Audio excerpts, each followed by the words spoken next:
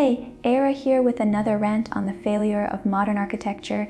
A small disclaimer here. It's all my opinionated narrative with few case studies and not meant to rage out any of the architects or any of their works, so bear with me.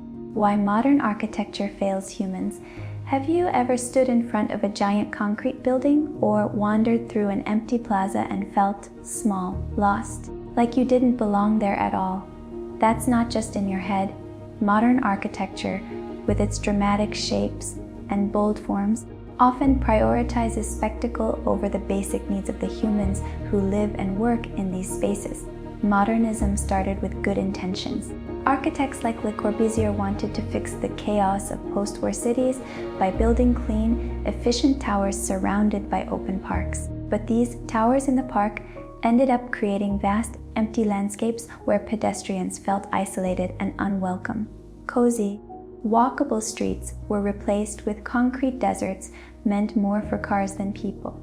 Communities lost their vibrancy, and residents lost their sense of connection. Then came Brutalism, doubling down on raw, heavy concrete. Its defenders said it was honest, but to many it felt like living in a fortress, or worse, a prison. Buildings like Boston City Hall or sprawling government centers used massive, blocky forms that loomed over empty plazas. These spaces weren't designed for comfort, but for intimidation, and the result was places people avoided rather than embraced. Next was Deconstructivism in the 1980s.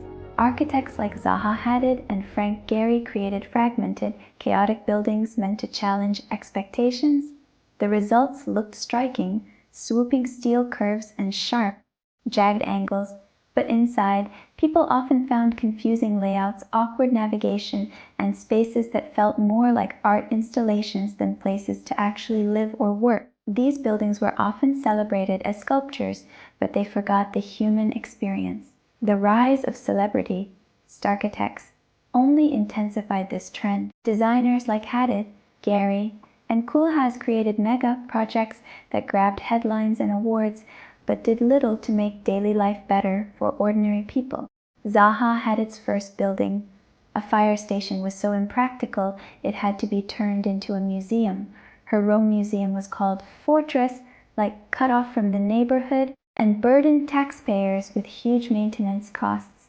Frank Gehry's Disney Hall became infamous for reflecting intense sunlight into neighboring apartments, heating them up like an oven. These weren't rare mistakes, they were the result of prioritizing dramatic form over people's needs. The most tragic examples are large, lifeless spaces. Empty plazas, featureless lobbies, and endless blank walls make us feel small, uncomfortable, and unsafe. Psychological research shows these spaces trigger stress and anxiety, while warm, human-scaled environments soothe us. When neighborhoods are full of harsh concrete, monotony, or vast emptiness, people instinctively rush through them. But lively streets with varied storefronts, trees, and cozy benches invite us to slow down, relax, and connect. There's a better way, and some modern examples show it beautifully. Take Singapore's Changi Airport. Consistently ranked the world's best airport. It proves that even a massive transportation hub can feel human, warm, and welcoming. Changi's designers included lush indoor gardens, waterfalls, comfortable seating, natural light, and clear wayfinding that reduces stress. Instead of empty halls and sterile walls, you find places to pause and enjoy. People there feel cared for, not shuffled through. That's what architecture looks like when it puts humans first. Urbanist Jan Gehl's work offers more inspiration. In Copenhagen, he transformed car-clogged streets into thriving pedestrian areas with trees, cafes, and playgrounds. By scaling spaces to human proportions, he helped bring life back to neighborhoods.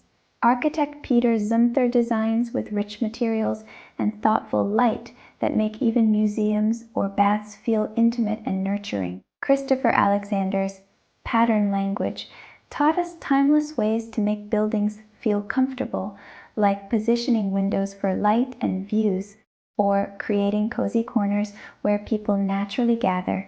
These human-centered designs prove that creativity doesn't have to come at the cost of comfort. When we measure architecture by empathy, By how it feels to live, work, and connect there, we create places where people thrive.